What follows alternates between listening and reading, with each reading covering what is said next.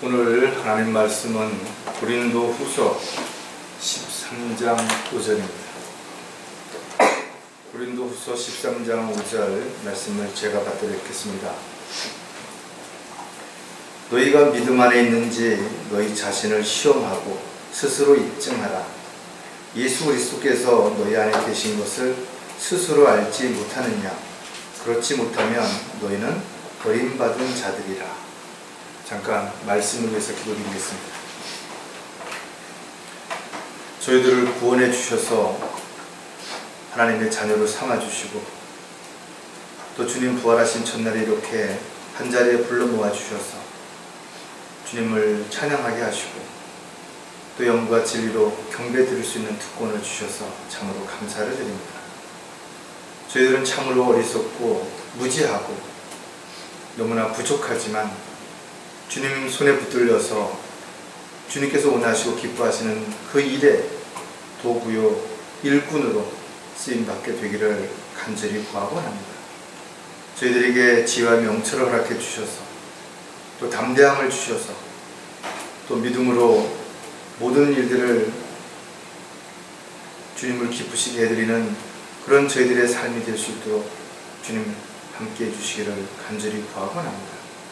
특히 저희들이 어느 곳에 있든지 무엇을 하든지 항상 그리스도의 향기를 나타낼 수 있는 하나님의 자녀답게 살아갈 수 있도록 도와주시고 또 죽어가는 많은 사람들에게 복음을 증거함으로 인해서 산 소망을 줄 수 있는 저희들의 입술이 될 수 있게 역사해 주시옵소서. 오늘도 주님께서 보여주신 말씀에 기름 부어주시고 이 말씀을 저희들이 듣고 또 한 주간을 살아가는 영의 양식으로 삼아서 아름다운 성령의 열매를 맺을 수 있는 그런 시간들이 되도록 주님 도와주시옵소서. 다시 오실 우리 주 예수 그리스도의 이름으로 기도드렸습니다. 우리는 참으로 많은 사람들을 만나게 되고 또 저마다 가치관을 가지고 또 목적을 가지고 살아가면서 어떤 사람은 자랑하기도 하고 또 어떤 사람은 후회하기도 합니다. 어떤 사람들은 무언가를 열심히 믿으려고 애쓰는 사람도 있고 또 입으로는 믿는다고 말하지만 전혀 행동으로는 아무것도 보여주지 못하는 사람들이 있죠. 또 자기는 잘 믿고 있다고 착각하는 사람들도 있을 것입니다. 특별히 어떤 종교가 아니더라도 사람들은 돈을 믿든지 권력을 믿든지 힘을 믿든지 지식을 믿든지 아니면 부모 또는 자식 또 누군가를 믿는다라고 말합니다. 심지어 어떤 사람들은 자신의 주먹을 믿는다라고 말하는 사람들도 있어요. 이처럼 모든 사람들은 분명 무엇인가를 믿고 있다라는 것입니다. 아무것도 나는 믿는 게 없다라고 말하는 사람은 그 아무것도 믿지 않는다라는 것을 또한 믿는 것이에요. 사람들이 무엇을 믿든 그것은 그 사람의 자유죠. 억지로 무엇을 믿으라고 강요할 수는 없어요. 또 사람들이 자기가 믿는 그 믿음으로 인해서 나름대로 마음의 평안을 얻을 수도 있고 위로를 받을 수도 있죠. 또 뭔가 기대할 수도 있을 것입니다. 그렇기 때문에 사람들은 다 자기가 믿는 믿음이 최고라고 가장 소중하다라고 대단하다라고 그렇게 생각할 수도 있어요. 그럼 우리가 한 가지 분명하게 알아야 되는 것은 그들이 그런 믿음을 통해서 무엇을 얻었든 어떤 도움을 받았든 또 어떤 의지를 하고 있든 간에 결국 언젠가는 죽고 지옥에 갈 수밖에 없다는 것입니다. 다시 말해서 지옥에 안 갈 수 있는 유일한 방법은 예수 그리스도를 믿지 아니하고는 다른 방법은 없다는 것입니다. 여러분들 사도행전 4장 12절을 한번 잠깐 보겠습니다. 많은 사람들이 다양한 종교가 자신들을 구원해 줄 거라고, 죄 문제를 해결해 줄 거라고 분명히 그렇게 생각할 수도 있을 거예요. 그러나 성경은 그렇지 않습니다. 그러므로 다른 이에게는 구원이 없나니 이는 하늘 아래서 우리가 구원을 받을 수 있는 다른 이름을 인간에게 주신 적이 없습니다. 세상에는 예수님을 믿지 않는다고 말하는 사람들도 있고 또 믿기는 하는데 다른 예수를 믿는 사람도 있습니다. 또 믿기는 하지만 하나님의 방식이 아니라 자기 방식으로 믿는 사람들도 있는 것이죠. 여러분들은 예수님을 어떻게 믿는 것인가요? 또 여러분들이 예수님을 믿고 있다면 그 믿음을 어떻게 입증하고 있는 것인가요?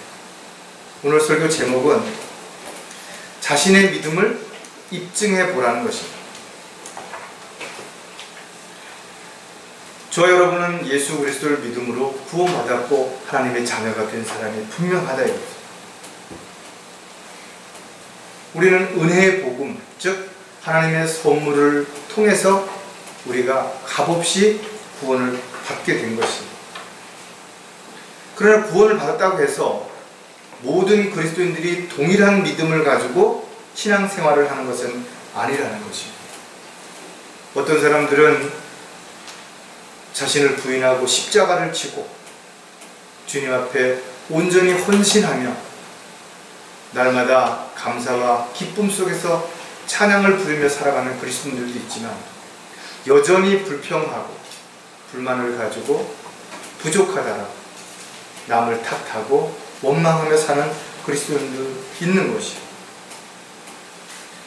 또 어떤 사람들은 즉시 구원받은 이후에 다시 세상으로 돌아가서 세상 사람들처럼 살거나 심지어는 더 나아가서 타락한 또는 배교한 그런 그리스도인으로서의 삶을 살아가는 사람들도 있다는 것입니다.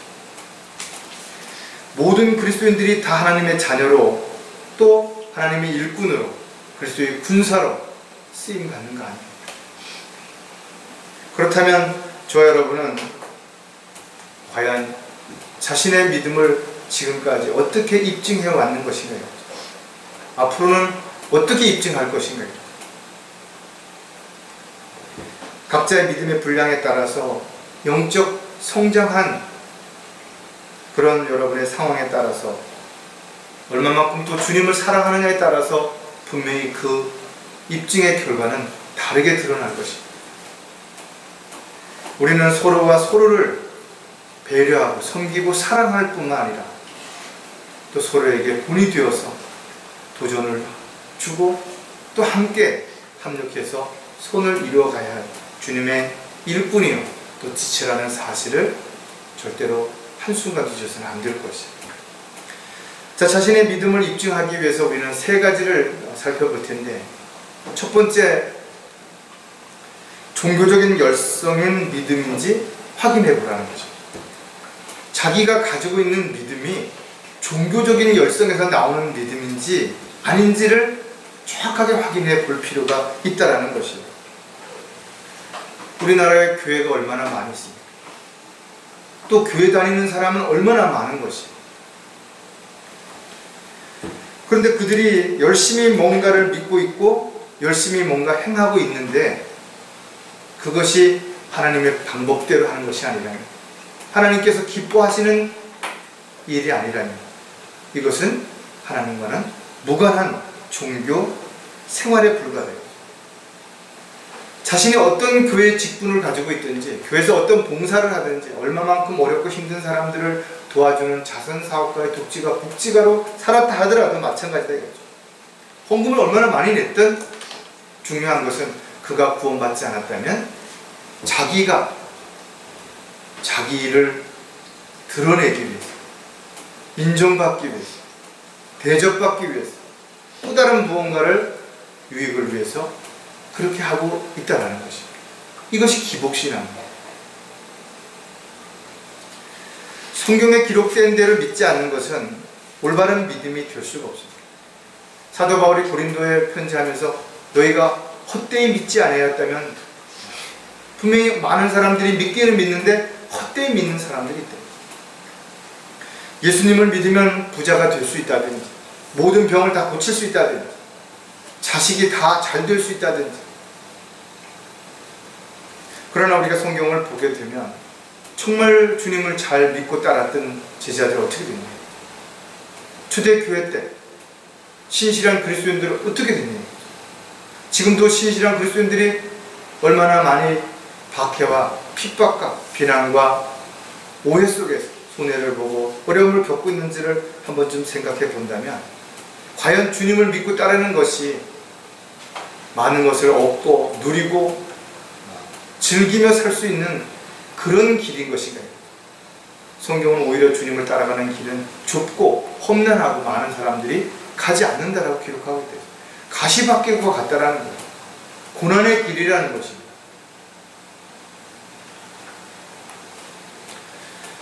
성경은 계명의 목적은 순수한 마음과 선한 양심과 가식 없는 믿음에서 나오는 사랑이에요.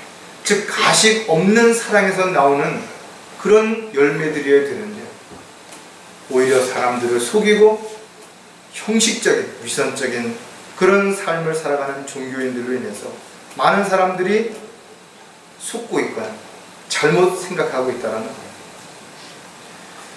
교회를 얼마만큼 오래되었든 주기도문을 외우고 사도신경을 암송하고 또 율법에 따라서 돼지고기를 먹지 않고 안식일을 지킨다 할지라도 교회 전통을 지키기 위해서 아무리 애를 쓴다 하더라도 구원받지 않았다면 여전히 죄 가운데 있는 것이고, 죄 가운데 있다면 죽으면 반드시 지옥에 가는 것입니다. 너무나 안타깝다 이거죠. 성경은 분명 행위로 구원받는 게 아니라는 것이, 행함이 없어도 불경건한 자를 의롭다 하시는 그분을 믿는 사람에게는 하나님께서 의롭다고 인정해 주시는 것입니다. 그런데 많은 사람들은 내가 뭔가를 해야만, 열심히 해야만, 그래야 구원을 받을 수 있다고 착각하고 있다. 베드로는 성령을 통하여 진리에 순종함으로써 혼들을 정결케 하여 가식 없는 형제 사랑에 이르렀습니다.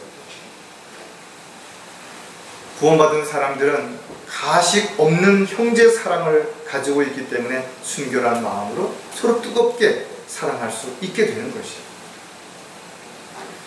종교적인 믿음을 가진 사람들은 이런 특징들을 가지고 있습니다. 몇 가지를 우리가 살펴볼 텐데, 첫 번째가 자신의 의를 나타내려고 애쓴다라는 것이에요. 누가 알아주기를 원하는 것입니다. 나 이런 거 했으니까 나 좀 봐주라는 것입니다. 자신이 얼마나 무엇을 했다고 자랑하는 것은 바로 자신의 의를 내세우려고 하는 종교적인 행위 중에서 가장 두드러지게 나타나는 특징인 것입니다. 종교적인 열성을 가진 사람들은 이렇게 말합니다. 나는 누구보다 더 많이 했다, 더 열심히 했다, 더 오래 했다라고 말하고 있다는 겁니다. 하지만 성령에 의해서 이루어지는 어떤 것들이 아니라면 이 모든 것은 지식을 따라 된 열성이 아닌 종교적인 열성에 불과한 것이에요. 저와 여러분은 언제 어디서 무엇을 하든지 굳이 사람들 앞에서 드러낼 이유도 없고 자랑할 이유도 없고 인정받으려고 할 이유도 없다. 왜? 주님께서 다 알고 계시는 것이고 반드시 행한 대로 보상해 주시고 심판해 주시는 것을 우리는 알고 있기 때문에 누가 보든 보지 않든 간에 항상 죽게 하고, 또 주님이 그 모든 것을 다 알고 있기 때문에 억울해할 이유도, 또 그것으로 인해서 손해본다고 불평할 이유도 없다라는 것입니다. 에스겔 33장 13절에 보면 내가 의인에게 반드시 그가 살리라고 말했는데도 그가 자기 자신의 의를 신뢰하고 죄악을 저지르면 그의 모든 의는 기억되지 아니하고 그가 저지른 그의 죄악으로 인하여 그가 죽을 것입니다. 저 여러분이 복음을 전하지 아니하면 사람들은 그 자기의 죄값으로 인해서 죽고 지옥에 가겠죠. 그러나 주님께서 우리에게 피값을 손에서 찾으시겠다는 거예요. 우리가 왜 끊임없이 복음을 전해야 되는지 너무나 잘 알아야 되는 거죠. 사람들이 옛성품 가운데 가장 두드러진 것이 바로 교만해져서 대접받기를, 칭찬받기를, 사람들 앞에 인정받기를 원하는 것들이 있다는 것입니다. 그래서 자기가 수고한 것을 누군가가 알아주길 원하는 것입니다. 내가 너를 어떻게 키웠는데, 내가 너한테 어떻게 잘해줬는데, 지체들을 사랑하기 때문에 여러분들이 배려하고 섬기고 이해하고 기다려주는 것, 정말로 칭찬받을 만한 일들이죠. 특히 우리 젊은 우리 학생들 기도하는 모습이라든지 또 생활하는 모습들을 제가 볼 때 정말 칭찬해주고 싶다 이거죠. 그러나 제가 개인적으로 잘 칭찬하지 않습니다. 공개적으로도 마찬가지지만 왜? 이 땅에서 상을 받게 되면 주님 앞에서 받을 상이 없어지죠. 저는 여러분들이 더 잘하기를, 더 잘해서 더 많은 상을 받기를 원한다 이거죠. 많은 사람들이 기도할 때 인정받기 위해서 미사여구를 쓴다든지 장황하게 이렇게 기도한다 이거죠. 그럼 우리 젊은 청년들 얼마나 기도 잘해요?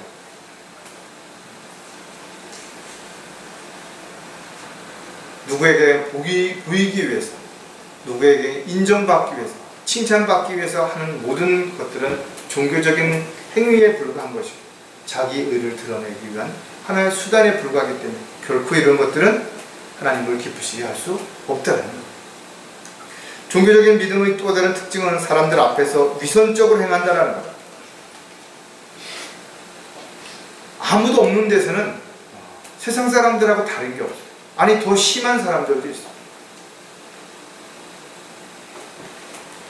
그러나 사람들이 앞에 있으면 정말 아주 겸손한 것처럼, 예의 바른 것처럼, 세상에 둘도 없이 친절한 것처럼, 남들을 다 이해하고 배려하는 것처럼 그렇게 말하면서도 또 다른 이중적인 모습을 가지고 있는 사람들 너무나 많다 이거죠. 사람들이 죄를 짓는 여러 가지 이유가 있지만 보는 것, 듣는 것, 말하는 것, 그리고 자기 자신을 자랑하기 위해서 거짓말하는 것들이 어떻게 보면 가장 큰 죄를 짓죠. 또 자신의 육신의 어떤 쾌락을 위해서, 육신의 정욕을 위해서 살아가고자 할 때 죄를 질 수밖에 없을 것입니다. 자기는 원하지 않아요. 하고 싶지도 않아요. 그럼에도 불구하고 누구 때문에, 또 사람들이 나를 어떻게 생각할까봐 어쩔 수 없이 가면을 쓰고 체면이라는 굴레에 얽매여서 살아가는 참으로 안타까운 사람들, 자유가 없대요. 늘 그래서 누가 나를 어떻게 볼까, 또 사람들이 나를 어떻게 생각할까 전전긍긍한다 이거죠. 새벽 기도에 나가서 열심히 졸다 오더라도 새벽 기도 안 나가면 불안한 사람들. 왜 그런 것인가요? 자신이 버는 수입이 없는데도 돈을 빌려서라도 헌금을 하려고 그러는 거 왜 그러냐 이거죠. 집에 가서는 아무것도 안 하면서도 교회 와서는 사람들 앞에서 뭔가 착한 척하고 성실한 척, 왜 그러는 것인가 이거죠. 누구에게 보이려고 그렇게 하는 것인가. 나는 어떤 규칙을 정해놓고 그 규칙을 지키기 위해서 어떻게 한다라고 왜 그런 말을 하는 거예요? 왜 바리새인들과 서기관들 흉내를 내는 것인가. 분명 주님께서 그런 자들에게 화가 있다라고 분명히 말씀하셨는데도 불구하고 지금도 여전히 그렇게 가식적인 모습으로 살아가는 종교인들이 너무나 많은 것이죠. 마태복음 6장 16절에 또 너희가 금식할 때에 위선자들처럼 슬픈 표정을 짓지 말라. 그들은 사람들에게 금식하는 것을 보이려고 그들의 얼굴을 흉하게 하느니라. 진실로 내가 너희에게 말하노니 그들은 그들의 상을 받은 것이다. 이미 사람들한테 참 믿음이 좋다든지 참 대단하다든지 이런 칭찬받으면 상 받았다라는 거예요. 성경은 오히려 뭐라고 우리에게 가르쳐주는가 하면 금식할 때 머리에 기름을 바르고 얼굴을 씻으라는 것이죠. 그러니까 금식하는 것을 다른 사람한테 보이고 표내지 말라라는 것입니다. 자선을 베풀거나 봉사할 때도 마찬가지로 사람들에게 보이기 위해서 어떤 것도 그렇게 꾸미지 말아야 합니다. 하나님 보시기에 가증스럽기 때문에. 영적인 일들은 육신적인 눈으로는 잘 알 수가 없죠. 그래서 영적인 분별력이 반드시 필요한 것입니다. 사람들이 무엇을 했다고 해서 무조건 그것이 다 하나님을 기쁘시게 해드리는 믿음 행위라고 생각하면 안 되는 것이. 얼마든지 가식적이고 위선적인 그런 행위일 수도 있다는 것입니다. 가식적인 믿음을 가진 사람들은 분별력이 없기 때문에 하나님 앞에서가 아니라 사람들 앞에서 인정받으려고 애쓰게 되는 거죠. 이것이 종교적인 믿음이라는 거죠. 또 한 가지 종교적인 믿음의 특징은 확신이 없기 때문에 항상 불안해질 수밖에 없어요. 제가 병원에서 상담할 때도 보면 어떤 사고라든지 질병이라든지 또 나이가 많아서 죽음을 앞둔 사람들은 더 이상 이제 자신이 무언가를 할 수 없는 상황에 이르는 거예요. 과거에는 남보다 더 열심히 뭔가를 했는데 지금 그렇게 할 수 없으니까 불안한 것이. 그래서 죽음을 앞두고 나서 많은 사람들이 오히려 부인하는 것이. 왜냐하면 그들은 그동안 감정적으로 기분에 의해서 느낌에 의해서 믿음 생활이라는 것을 했기 때문에 확신이 없다라는 거예요. 그래서 그런 걸 할 수가 없을 때 다른 사람들이 나보다 더 열심히 하고 더 많이 하니까 상대적으로 나는 불안해지는 거죠. 그러나 그리스도인들은 확신 가운데 살아가는 사람들이야. 성경에 기록된 대로 이미 구원 받았다라고 하나님께서 말씀하신 걸 믿기 때문에 더 이상 구원에 대해서 의심하지 않는 거죠. 주님이 곧 다시 데리러 오겠다고 말씀하신 것을 믿기 때문에 주님 오시기를 기다리는 것입니다. 행한 대로 갚아주시겠다고 보상해 주시겠다고 약속하셨기 때문에 우리는 내가 한 것을 누가 알아주지 않아도 반드시 보상을 받을 것을 믿기 때문에 유업을 받을 것을 믿기 때문에 더 이상 그것에 전전긍긍하거나 불안해할 이유가 없다라는 것입니다. 더더욱 우리는 전지전능하신 주님을 하나님 아버지라고 부르고 있고 그분이 우리와 함께하고 계시고 모든 필요를 공급해 주실 뿐만 아니라 늘 우리를 지켜주시고 돌봐주시겠다고 약속하셨기 때문에 불안해할 이유가 없다라는 것입니다. 누가복음 24장 38절에 주께서 그들에게 말씀하시기를 어찌하여 너희는 불안해하며 어찌하여 너희 마음에 의심이 생기느냐. 제자들은 예수님이 보여주시는 기적들을 보았다 이거죠. 직접 본 사람들이 그런 주님을 함께 동행하고 있으면서도 불안한 것입니다. 주님의 약속을 알고 있으면서도 그들은 불안했기 때문에 두려워했던 것이죠. 확신을 갖지 못하는 종교적인 특성을 가진 사람들의 특징 중에 가장 두드러진 것은 의심하는 것입니다. 가장 어리석은 사람 어떤 사람들이에요? 자신이 그렇게 될 것이라는 것을 확신도 없이 의심하면서도 뭔가를 기대하는 것. 참으로 안타깝죠. 의심은 또 다른 두려움과 불안한 마음을 가져오게 되는 것입니다. 그래서 종교는 죽을 때까지 불안한 것입니다. 죽어봐야 알겠다라고 말하는 사람들처럼 불안한 사람들이 어디 있냐요. 저 여러분은 구원받은 것에 감사함으로 기쁨으로 인해서 어떻게 하든지 주님을 위해서 주님을 기쁘시게 해드리기 위해서 뭔가 하려고 행위를 하는 사람들이라면 종교적인 열성을 가진 사람들은 뭔가 내 중에 잘 될 거를 기대하면서 지금 뭔가를 열심을 가지고 하는 사람. 다른 것이 똑같은 일을 한다 하더라도 분명히 다른 것이다. 그러므로 너의 확신을 버리지 말라. 그리하면 큰 상이 있느니라. 자신이 하는 모든 일에 확신이 없다면 결과적으로 어떻게 가식적이고 위선적인 종교적인 열성만 드러날 뿐이라는 것입니다. 성경은 우리에게 분명히 말씀하시고 계십니다. 너희의 행위가 헛되지 아니한 줄을 누가 아는 것이냐? 너희가 안다라는 거죠. 그리스도인들은 이 사실을 알기 때문에 자신이 한 일에 대해서 불안해하거나 두려워하거나 의심할 이유가 전혀 없다라는 거죠. 자, 두 번째, 자신의 믿음을 입증하려면 지식적으로만 아는 믿음인지를 확인해 보라는 것입니다. 단지 나는 지식적으로 알고만 있고 행하지는 않고 있다면 아무런 열매가 없는 것입니다. 세상에도 참 많은 지식을 가진 사람들이 있죠. 책을 많이 본 사람, 또 다양한 경험을 가진 사람, 오랫동안 전문적인 공부를 한 사람들이 있대요. 그런 사람들은 자신의 생활을 편리하게도 만들고 다른 사람들을 올바른 어떤 것을 행할 수 있도록 방법을 제시해 주기도 하고 또 때로는 돈을 많이 벌 수도 있고 명예와 권력을 얻을 수도 있죠. 지식의 힘이라고 하는 것은 대단한 힘이죠. 그러나 이 세상의 지식이 아무리 많다고 하더라도 없는 일이 있다. 바로 영적인 일이에요. 영적인 일은 세상 지식으로 알 수도 없고 행할 수도 없기 때문에 그런 것이죠. 구원받은 그리스도인들은 모두 진리의 지식에 이르기를 하나님께서 원하신다라고 분명히 말씀하셨기 때문에 당연히 하나님의 말씀으로 양육을 받아서 진리의 지식에 이르러야 돼요. 그러기 위해서는 열심히 공부해야 되는 것이죠. 그러나 많은 사람들이 공부하는 걸 게을리하는 거죠. 분명히 영적인 양식이라고 말을 하면서도 하나님의 말씀을 읽는 것을 소홀히 한다 이거죠. 영적으로 성장하지 못하면 하나님 알 수가 없어요. 그래서 하나님의 뜻이 뭔지를 모르니까 자기 뜻대로 하는 것입니다. 하나님의 계획이 뭔지 모르니까 자기 계획을 스스로 세워놓고 그것이 하나님이 기뻐하시는 거라고 착각한다는 거예요. 성경을 모르면 마귀를 모르는 것이에요. 그러니까 마귀가 어떻게 공격하는지, 어떤 방식으로 술책을 가지고 우리에게 다가오는지 모른다 이거죠. 그래서 마귀에게 틈을 주게 되고 마귀에게 넘어가서 넘어지게 되는 거죠. 믿음에 대해서 이탈하는 것입니다. 왜 정신을 차리고 깨어 있어야 되는 것인가 이거죠. 마귀는 끊임없이 우리를 넘어뜨리려고 하기 때문에 그런 것이죠. 하지만 단지 머리로만 알고 있는 지식들은 한계가 있는 것입니다. 그냥 아는 것은 책임이 없어요.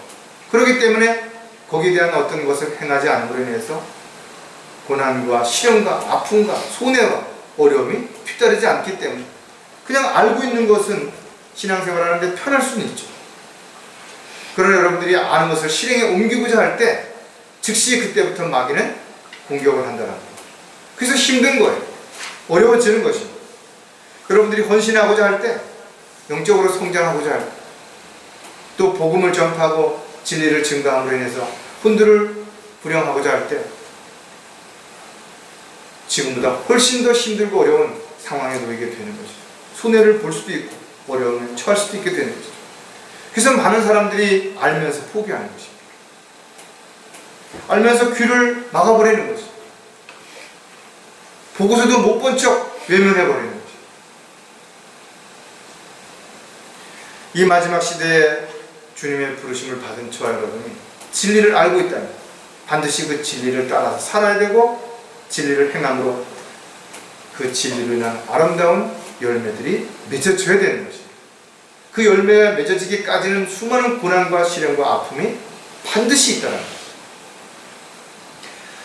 진리의 지식을 가지고 있는 사람들이 단지 그것을 지식적으로만 가지고 있다면 이런 특징들이 드러나게 되는 것입니다.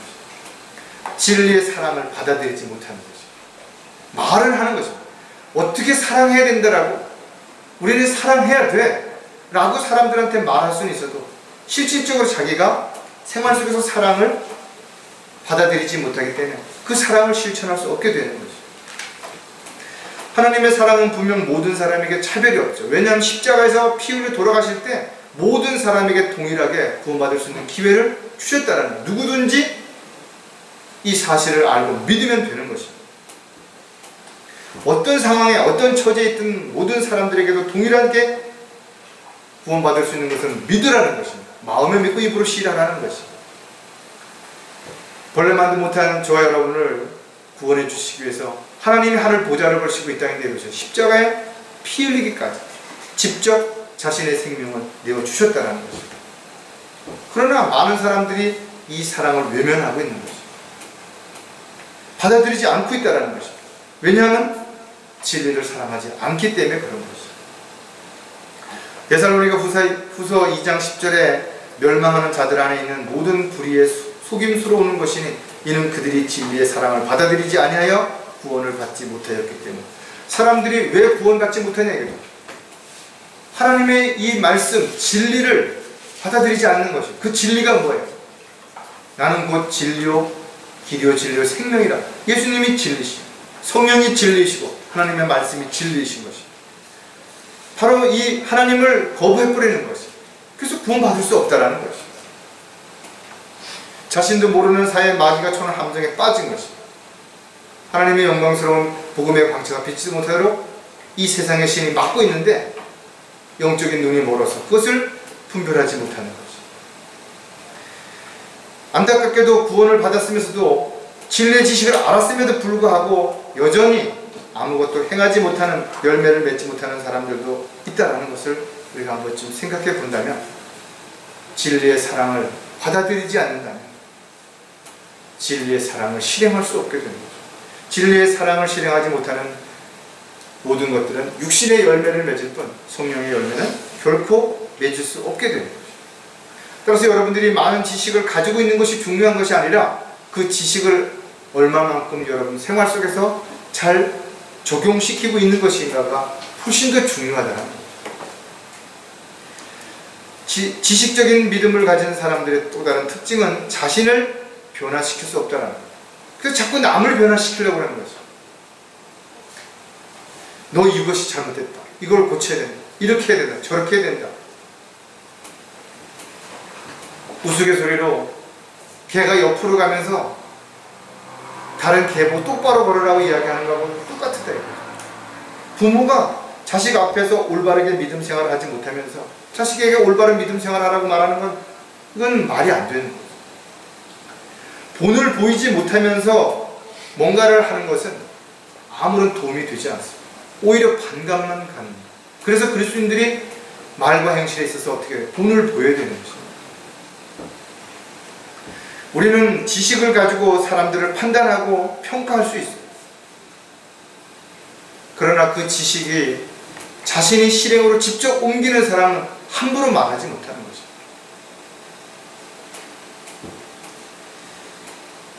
분명 성경을 보여주며 우리가 사람들 앞에 이야기하면 아, 그건 나 알고 있다 이거죠. 그런데 난 믿지는 못하겠다. 난 믿고 그것을 실행에 옮길 수 없다라는 거예요. 참 안타깝죠. 이스라엘 백성들은 분명 가나안 땅을 허락하셨다라는 거 알았다 이거죠. 그런데 왜 그들은 가나안 땅을 보면서 들어가지 못했냐. 성경은 그들이 자신의 믿음을 결부시키지 못함으로 인해 가나안 땅에 들어가지 못했다라고 분명히 기록하고 있는 거죠. 믿음을 결부시키지 못한 것이죠. 사람들은 많은 지식을 가지고 있는데 그 지식을 자기에게 적용시키지 못하는 것이에요. 그래서 변화가 안 되는 것입니다. 마음의 변화를 먼저 받아야 되는데 마음의 변화는 받지 못한 상태에서 뭔가 행동과 생활 습관을 바꿔보려고 하다 보니까 안 되는 것입니다. 디도서 1장 15절에 정결한 사람들에게는 모든 것이 정결하나 더럽혀진 자들과 믿지 않는 자들에게는 아무것도 정결한 것이 없고 도리어 그들의 마음과 양심이 다 더럽혀져 있느니라. 우리는 가끔 세상에 저 사람 참 법 없이도 살 수 있는 사람이라고, 참 착한 사람이라고, 참 선한 사람이라고 말한다. 그러나 선을 행하지만 악을 행치 않는 사람 한 사람도 없다라는 거죠. 특히 오늘도 본문에서 말하는 것처럼 믿지 않는 자들에게는 아무것도 정결한 것이 없다라는, 정결한 것처럼 보여지는 것이지 정결하지 않은 것이. 많은 지식을 가지고 있다고 하면서도 자신은 변화하지 못하는 사람들, 왜 그런 것인가? 단지 지식적으로 알고만 있기 때문에 그런 것이죠. 제가 가끔 농담 삼아 얘기해요. 서울대학교 들어가면 성공할 수 있는 확률이 높죠. 그걸 모르는 사람이 있겠네요. 그러나 서울대학교를 누구나 다 들어가는 거 아니에요. 또 서울대학교를 나왔다고 해서 다 성공하는 거 아니라는 거죠. 지식적으로 알아도 실행하지 못한다면 아무런 결과를 기대할 수 없어요. 운동 열심히 하면 건강해지는 거 알죠. 그러나 안 하면 단지 지식으로 안다고 해서 건강해지지 않는다. 지식으로 알아도 믿고 행하지 못하는 사람들은 늘 입으로만 이야기할 뿐이라는 거죠. 다른 사람을 변화시키고 싶으면 자신이 먼저 변화되어야 되는 거죠. 자신이 변화된 모습이 다른 사람들을 자연스럽게 변화시킬 수 있는 계기가 될 수 있기 때문에 그렇다는 겁니다. 오랫동안 그 사람이 교회를 다니는데 변하지 않고 있다면, 뭔가 이야기할 때 보면 많은 지식을 가지고 있는데 변하지 않고 있다면 어떤 믿음을 가지고 있는 거예요? 지식적인 믿음, 즉 죽은 믿음을 가지고 있는 것이다. 지식적인 믿음을 가진 사람의 또 다른 특징은 성령의 열매가 맺어지지 않는다는 거예요. 문제는 뭔가 열매가 많이 맺어지고 있어요. 그래서 얼핏 보면 정말 믿음으로 하는 것 같고 믿음으로 사는 것 같아요. 그러나 자세히 보게 되면 이 모든 열매들이 성령을 통해서 맺어지는 성령의 열매가 아니라 자신의 노력으로 열정으로 맺어지는 육신의 열매가 될 수도 있는 것을 알 수 있다는 거죠. 사람들은 자신이 무언가 열심히 하는 것으로 자신의 믿음을 입증하려고 한다는 거죠. 물론 그리스도인들에게 있어서도 지식을 따라된 열성들은 당연히 필요하죠. 우리가 조금만 더 한번 생각해 본다면 우리나라에 처음으로 복음이 들어온 것은 은혜의 복음이라기보다는 6.25라든지 여러 가지 어렵고 힘든 상황에서 아픈 사람들에게 병원을 지어주고 또 배우지 못하는 무지한 사람들에게 학교를 세워주고 배고픈 사람들에게 또 부모가 없는 사람들에게 고아원을 지어주는 이런 사회 복음이 먼저 들어와서 뿌리를 깊이 내렸기 때문에 지금도 대부분의 사람들은 기독교 하면 어려운 사람들을 도와줘 배고픈 사람들, 헐벗은 사람들을 보살펴주는 그런 일을 하는 종교라고 생각할 수 있다. 그러나 예수님이 십자가에 피를 죽으신 이유는 이런 목적 때문에 죽으신 건 아닙니다. 죄인들을 지옥에서 구원해 주시기 위해서 십자가에 스스로 자신의 생명을 내어주셨다는 가장 먼저 그리스도인들이 해야 하는 일은 지옥을 선포하고 죄를 선포하고 심판을 선포하고 부활을 선포해서 사람들이 구원받을 수 있는 길을 분명하게 제시해 주는 것이 가장 중요하다. 사도행전 17장 30절에 이 무지의 때에는 하나님께서 눈 감아 주셨으나 이제는 어디에 살고 있는 어떤 사람에게도 회개하라고 명령하고 계시니 사람들이 이제는 모른다고 말할 수 있는 사람들이 많지 않습니다. 왜냐하면 TV라든지 또는 책이라든지 다양한 매체를 통해서 또 다양한 하나님의 사역을 하는 사람들을 통해서 대부분 예수님이 십자가의 피를 주셨다는 사실도 알고 그것이 모든 사람들의 죄를 대신해서 그렇게 하셨다는 걸 알고 있다 이거죠. 그러나 사람들은 안 믿는 것이 지식으로 알고 있는데 믿지 않는 것이다. 저와 여러분은 영적으로 무지한 사람들이 나는 모른다라고 말한다고 해서 그것은 겸손이 아니라는 것이다. 교회를 오랫동안 20년, 30년 댕겼는데 어떻게 복음을 전하십니까? 라고 물어보면 나는 아직까지 그거 잘 모른다고. 그거 겸손한 거 아니죠. 구원받으신 확신이 있으십니까? 그거를 제가 어떻게 제 입으로 말합니까?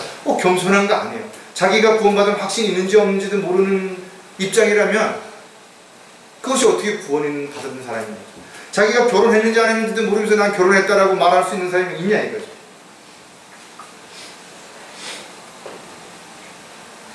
저 여러분이 왜 성경을 공부해야 하는 것인가요? 왜 지식을 알아야 하는 것인가요? 지식을 자랑하기 위해서가 아니에요. 하나님의 뜻과 계획을 정확하게 알고 또 마귀의 공격과 방해를 알고 사람들의 심리적인 모든 것들을 알고 앞으로의 일어날 일들을 정확하게 알아서 그것을 어떤 상황에서 어떤 사람들이 질문하더라도 그것을 정확하게 성경적으로 답변해주고 그들의 잘못된 것을 바로 잡아주기 위해서 우리가 성경을 계속 공부해야 되는 거죠. 자, 마지막으로 자신의 믿음을 입증하려면 알고 실행하는 믿음인지 확인해 보라는 것입니다. 정말 나는 성경을 알고 있고 또 알고 있는 것을 실행에 옮기고 있는지를 확인해 보라는 것입니다. 저 여러분은 예수 그리스도를 단지 마음에 믿고 입으로 시인함으로 인해서 구원받은 사람입니다. 아무것도 한 게 없다 이거죠. 구원받을 만한 자격도 조건도 아무것도 갖추지 못했음에도 불구하고 주님께서 다 이뤄놓으신 사실을 알았고 그 사실을 믿었기 때문에 구원받은 것입니다. 따라서 죄인들에게 있어서 구원은 너무나 소중한 거고 너무나 귀한 것이고 너무나 값진 것이죠. 그러나 구원받은 그리스도인들의 입장에서 보면 이제 시작에 불과한 것이죠. 이제 하나님의 자녀가 되었다면 이제부터 무엇을 해야 될 것인지 어떻게 살아야 될 것인가가 훨씬 더 중요하다는 것. 따라서 이제는 단지 하나님께서 해놓으신 것을 믿는 것이 아니라 이제는 하나님의 명령에 따라서 성령의 능력으로 하라는 것을 실행에 옮기는 믿음이 필요하다는 것입니다. 우리가 무언가를 실행에 옮기는 것은 반드시 대가가 따르는 것입니다. 책임과 의무가 수반되는 것이. 또 박해와 핍박이 반드시 따라오고 마귀의 공격과 방해를 인해서 손해를 보거나 어려움을 겪을 수 있다는 것입니다. 그래서 많은 그리스도인들이 구원받았음에도 불구하고 알면서 이 사실을 알면서 모른 척하는 거지. 외면해버리는 거지. 혹시 여러분들이 알고 있으면서도 또 다른 무언가 때문에 여러분들이 지금 망설이고 있다면 여러분 바로 실행에 옮기셔야 돼요. 실행에 옮기지 않는 어떤 것도 하나님의 놀라운 경험을 체험할 수 없습니다. 하나님의 능력이 나타날 수가 없다는 거죠. 어떤 사람이 성숙한 그리스도인인 것인가? 바로 자신이 믿고 있는, 알고 있는 것을 믿고 실행에 옮김으로 인해서 하나님의 놀라우신 능력을 경험한 사람들, 또 이와 같은 일을 반복할 수 있기 때문에 성숙한 그리스도인이라는 거죠. 즉 상황이나 환경에 따라서 흔들리는 것이 아니라 하나님께서 원하시고 기뻐하시는 일인지를 알면 그것을 믿고 실행에 옮기는 것이죠. 알고 실행하는 믿음을 가진 사람들은 이런 특징을 가지고 있습니다. 여러분이 이런 특징을 가지고 있는지를 점검해 보는 것이죠. 뜨거운 마음으로 자원해서 행한다는 거죠. 여러분들이 어떤 일을 할 때 교회에 나오는 것부터 와서 기도하고 성경을 읽고 또 교제하고 이것이 정말 자원해서 기쁜 마음으로 그렇게 뜨겁게 마음에서 내켜서 하는 것인가? 어쩔 수 없이 오늘도 또 주일이니까 교회 가야 되겠구나 이렇게 오는 것인가? 언제 또 예배가 끝나나 이러는 것이냐. 많은 사람들이 마음이 뜨거워져야 되는데 머리가 뜨거워지니까 문제가 되는 것이. 머리가 뜨거워지니까 혼란스럽습니다. 마음은 뜨거워지고 머리는 차가워져야 됩니다. 그럴 수 있는. 그래서 냉정해야 되는 것이에요. 정확하게 알고 분별해야 되는 것이고 또 판단하고 결정해야 되는 것이고. 마음이 따뜻한 사람들은 상대를 이해할 수도 있고 기다려줄 수도 있고 배려할 수도 있죠. 언제 그러면 우리가 마음이 뜨거워질 수 있는 것인가? 하나님의 말씀을 들으면서 나도 이렇게 해야 되겠다. 난 이렇게 살지 못했으니까 앞으로 이렇게 살고 결단하고 교제하면서 다른 형제자매들은 이렇게 살고 있는데 나도 이렇게 살아야 되겠다. 이런 마음 또 위로와 힘을 얻을 때 마음이 뜨거워지죠.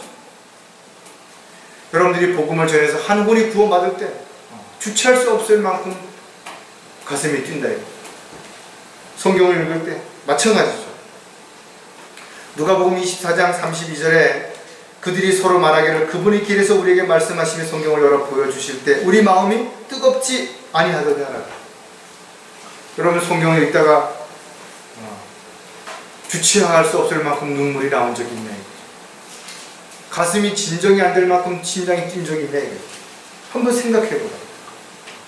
우리의 이런 열정과 이런 사랑, 이런 뜨거운 마음이 식지 않도록 늘 우리는 관리해야 되는 거죠. 너희는 스스로 주의하라. 그래야 어느 때라도 너희 마음이 방탕과 술 취함과 이생의 염려로 무겁게 되어 그날이 갑자기 너희에게 임하지 않다.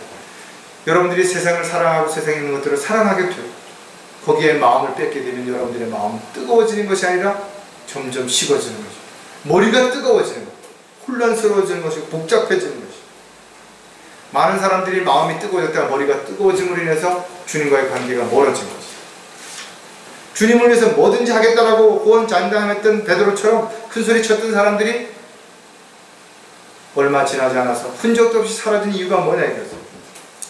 마음이 뜨거운 것이 아니라 머리가 뜨거웠던 것이죠.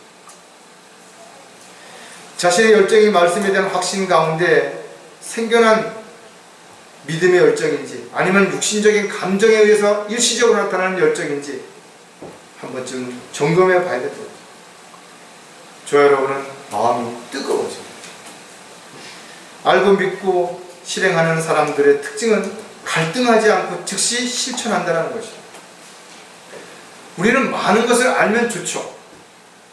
그러나 내가 작은 것이라도 하나 알았을 때 그것을 실천하는 사람이 훨씬 더 중요한 것입니다. 매일 하루에 10분씩이라도 여러분이 어떤 것을 실천한다면 그것이 한 달이 지나고 1년이 지나면 엄청난 변화가 분명히 여러분에게 있을 것이다. 저 여러분이 하나님의 말씀을 정말 믿고 있다면 망설일 이유가 없죠. 우선순위에서 뒤로 밀려할 이유가 없다라는 것. 본을 보이며 산다라는 것은 결코 쉬운 일이 아닌 것입니다. 그러나 그리스도인들은 분명 하나님 앞에서 뿐만 아니라 사람들 앞에서도 옳게 행해야 될 뿐만 아니라 본이 되는 삶이 반드시 열매로 드러나야 되는 거예요. 처음부터 큰 일을 가지고 여러분들이 뭔가 대단한 일을 하려고 하는 마음을 가지고서는 그 일을 할 수가 없어요. 아주 작은 일부터, 지금 내가 할 수 있는 일부터 하나씩 해나간다면 반드시 여러분들은 어느 정도 시간이 지난다면 놀라운 일을 하고 있다는 사실을 발견하게 될 것입니다. 데살로니가전서 2장 10절에 우리가 너희 믿는 자들에게 얼마나 경건하고 의롭고 흠없이 행동하였는가는 너희가 증인이니, 또 하나님께서도 그러하시니라. 저와 여러분이 서로에 대한 증인이라는 것. 어떤 형제는 이런 일을 이렇게 하셨대요. 이렇게 어려울 때 이렇게 잘 견뎌내셨다. 이렇게 믿음을 실천했더라. 증인이라는 거죠. 또 이런 모습들을 하나님이 다 보고 계시기 때문에 하나님께서도 반드시 우리의 증인이 되시는 거죠. 아무리 입으로 말한다 해도 그 사람이 하는 행동이 옳지 않으면 위선자가 되는 거죠. 결코 사람들에게 신뢰받을 수 없다는 것. 자신이 어떤 믿음을 가지고 있는지는 자신이 어떤 행위를 하는지에 따라서 쉽게 드러나는 것입니다. 나무를 보면, 열매를 보면 그 나무가 어떤 나무인지 알 수 있는 것처럼 그런 것입니다. 아이를 할지라도 그의 행동으로 알 수 있나니 그 행위가 순수한지 또 그것이 옳은지를 알 수 있느니. 분명하게 어떤 사람이 무슨 행동을 했다면 이유가 있는 것입니다. 그냥 즉흥적인 거 아니라는 것입니다. 너희는 자유의 법에 따라 심판받을 사람들처럼 말하며 행동하라. 여러분이 하는 말 한마디도 없어지는 거 아닙니다. 다 어딘가에 있는 것입니다. 어떤 빈말이라도 반드시 해명해야 될 때가 올 것이라 그랬잖아요. 자신의 한 행동 그냥 지나치는 것 같지만 다 기록이 되어 있대요. 누가 보든 안 보든 하나님은 다 알고 계시는 거죠. 여러분들이 하나님을 기쁘시게 해드리는 일을 할 때 하나님이 다 보고 계시죠. 누군가를 위해서 배려하고 섬기고 사랑하고 또 기다려주고 힘들어하는 것도 여러분 감수하고 참아내는 거 다 보고 계신다. 그러나 여러분들이 누군가를 미워하고 원망하고 불평하고 탓하고 이기적이고 자기 중심적이고 세상적인 그런 생각을 가지고 그런 마음을 가지고 살아가는 모든 부분들도 하나님 다 알고 계신다는 거죠. 알고 실행하는 믿음은 이런 특징을 가지고 있는데 날마다 감사하는 마음으로 헌신한다는 것입니다. 무엇인가 주님을 위해 일할 수 있다는 거 얼마나 감사해요. 여러분이 가족을 위해서 또 지체들을 위해서 무언가 할 수 있다면 이것처럼 감사할 일이 없는 거죠. 왜? 하고 싶어도 할 수 없는 상황에 처할 수 있는 사람들도 있다는 거예요. 그러므로 우리가 그분을 통해서 찬양의 제물을 하나님께 계속해서 드리자. 이것이 그의 이름에 감사하는 우리 입술의 열매죠. 하나님 앞에 찬양을 드림으로 인해서 우리가 아름다운 감사의 열매를 드리는 것처럼 지체들을 서로 위로하고 격려해 주는, 또 여러분들이 따뜻한 배려, 섬김, 이런 말씀 한마디, 행동 하나가 얼마나 큰 위로가 되겠네요. 사도 바울은 하나님의 화평이 너희의 마음을 다스리게 하라. 이를 위하여 너희가 한 몸으로 부르심을 받았나니 또한 너희는 감사하는 자가 되. 우리가 주님의 일로 인해서 지역교회의 한 지체로 부름을 받았다. 서로에게 감사하고 함께 일할 수 있음에 감사해야 됩니다. 시편 기자는 우리의 원수들로부터 우리를 구속하신 분께 감사하고 모든 육체에게 먹을 것을 주시는 하나님께 감사. 여러분들 먹을 것을 주시는 하나님께 진심으로 감사하는 거죠. 여러분 식사할 때 그 음식을 하나님께서 허락하지 않은 여러 음식을 먹을 수 없다라는 것을 한번 진지하게 생각해 본 적이 있냐 이거죠.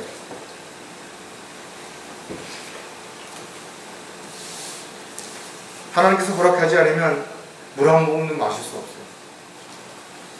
아무런 맛도 느낄 수도 없다. 그런 과정을 한 번쯤이라도 생각해 봤다면 여러분들이 무언가를 먹을 수 있다라는, 걸을 수 있다라는, 누가 하고 그래도 뭔가 희망을 가지고 이야기할 수 있다는 게 얼마나 감사한 일인지 아십니까? 모든 일에 감사하라. 이것은 그리스도 예수 안에서 너희에 관한 하나님의 뜻입니다. 하나님의 뜻을 날마다 실천하며 살아가는 게 뭐예요? 감사하며 사는 것입니다. 감사할 만한 일을 감사하는 건 누구나 할 수 있죠. 감사할 만한 것이 없음에도 불구하고 감사할 수 있고, 오히려 여러분들이 화가 나고 힘들고 어려운데도 불구하고 그럼에도 불구하고 하나님 앞에 감사할 수 있다는, 여러분들은 하나님의 뜻 가운데 살아가고 있다는 것을 입증하는 거죠. 저 여러분은 분명 하나님을 믿고 있다, 하나님의 말씀을 믿고 있다, 하나님의 약속을 믿고 있다. 그렇다면 그 믿음을 어떻게 입증하고 있는 것인가요? 앞으로 어떻게 입증할 것인가요? 다시 한번 여러분들이 마음에 이 질문을 끊임없이 하는, 그래서 주님 앞에 난 이렇게 믿고 있다라고 여러분들의 삶을 통해서 아름다운 열매로 입증할 수 있는 저와 여러분이 되시기를 주님의 이름으로 부탁을 드리겠습니다. 기도하겠습니다.